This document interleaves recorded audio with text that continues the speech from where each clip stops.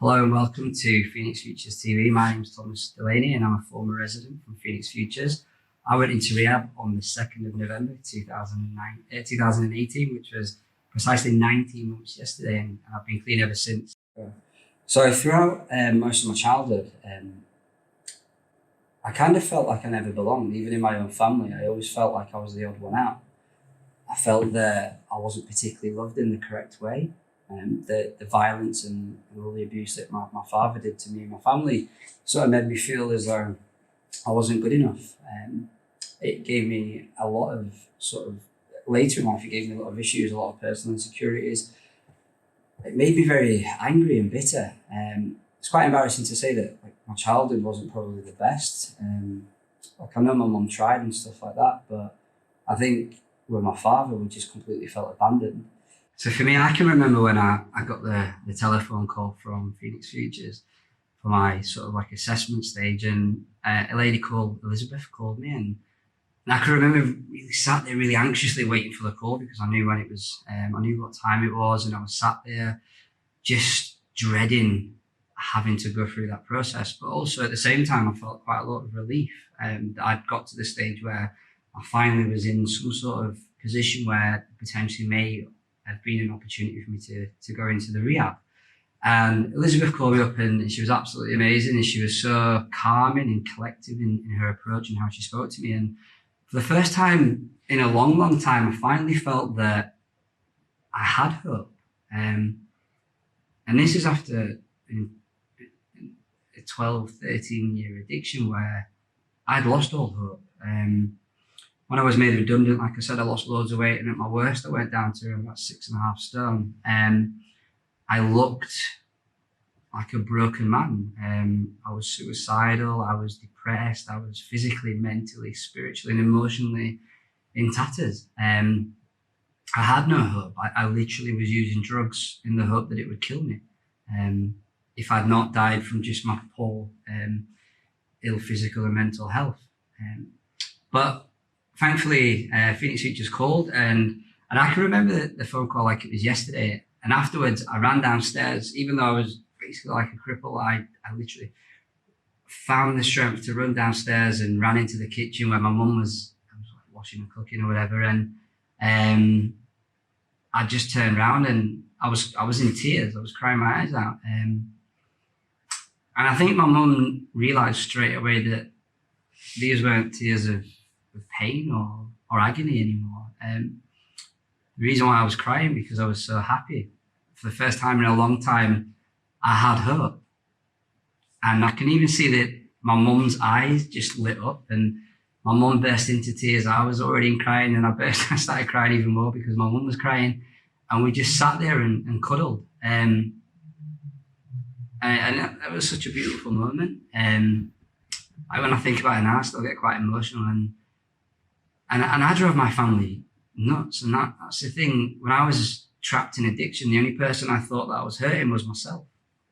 I never realized that I was hurting my mother. I never realized that I was affecting my brothers, the relationships that I was in at the time throughout my addiction. I literally destroyed everybody's, not just the peace of mind, but their lives.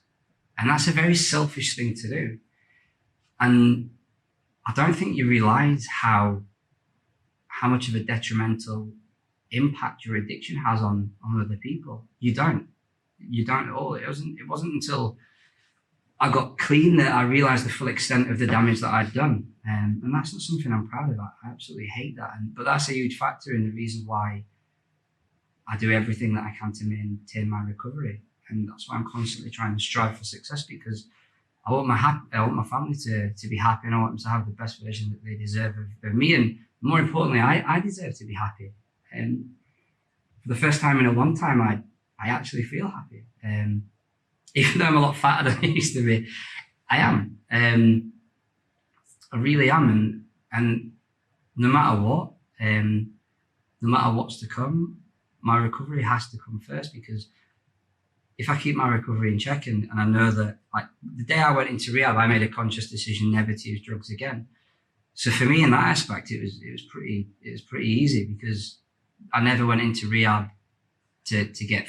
I never went in just for some respite, or I never went in to try and make new friends or anything like that. I went into rehab to sort out my issues, and I'm thankful that I made some brilliant friends, but I wasn't messing around. I went into rehab to truly address my issues, and thankfully Phoenix Futures are absolutely amazing. They provided me all the care and support that you could ever want, and with their right help and guidance at times, sometimes I can be quite stubborn, but despite maybe a couple of differences, I knew in my head that I tell myself every day I'm not going to use drugs, and it's as simple as that. I set myself goals and I work my ass off to achieve them. But thankfully, I managed to get into rehab, and I went into rehab on the 2nd of November, 2018. So which is literally like 19 months ago yesterday. And I don't count my clean time from the 2nd, because when I went to rehab, unfortunately, I was in such a state. So I travelled from Barnsley via the train on my own. And I think it was really the first time in about 5 months that I'd left the house. Now, I was still physically ill, extremely ill, but I managed to catch, I think it was like 5 or 6 different trains because there was some complications. And I travelled all the way up to Annisland, where I met an amazing woman who picked me up, called Yvonne. And I thought she was crazy.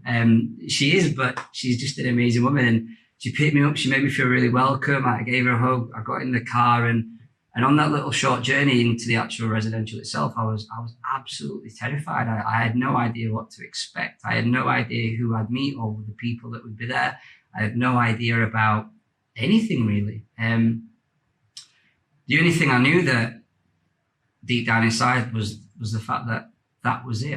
I had done with drugs, and this was the start of my whole new life. So I actually count my clean time from the 3rd. So yesterday I was 19 months clean. I don't take alcohol, I don't drink, I don't do anything like that. And you know what? Sometimes it's easy, and then sometimes it's not. It's not taking drugs that's the difficulty. It's life. That's the problem. Learning how to adapt and how to not react in the ways that I used to. Because, for instance, if I had a great day at work, I'd go and celebrate by buying an ounce of ketamine on top of the daily half ounce or quarter ounce, whatever I was sniffing at that point. And then if I had a terrible day at work, I needed ketamine. And you always sort of justify it to yourself when you're an addict. But that stopped. And don't get me wrong, like sometimes there's some days and I don't even want to leave the house. I don't want to go outside. But do you know what? The only way you truly grow is by pushing yourself. By constantly striving to be better than you were yesterday. For me, that's what my recovery is based upon. I set myself goals and I aim for them, and I don't stop until I've achieved them. And then once I've done that, I set myself some new goals, and I crack on with the next target or the next goal I want to achieve. But for me, personally, my recovery has given me everything.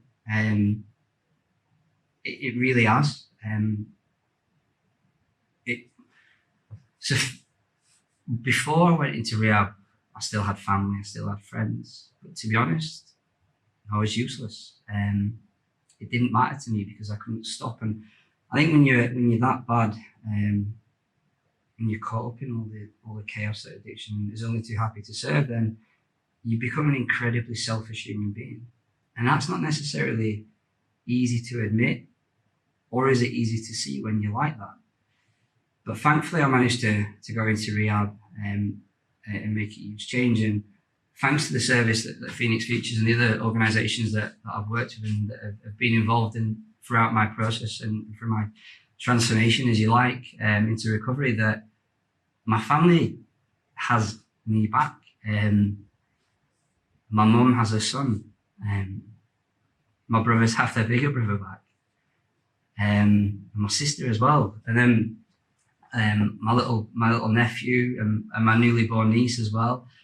They don't have to worry about their uncle turning up fucked all the time or not turning up at all, as probably the case was probably more so. And that alone for me is more than enough. Is more than enough it gives me more than enough determination to maintain my recovery.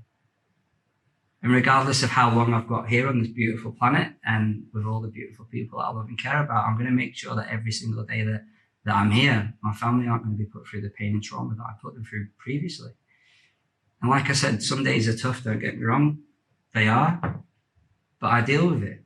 And that's probably, in terms of my recovery, when I got clean and the journey that I've been on so far, for me, my recovery is by far the most loving, unselfish, and empowering thing that I've ever done. And it probably will be the best thing and all of those things. Because without my recovery, I'm no good to nobody.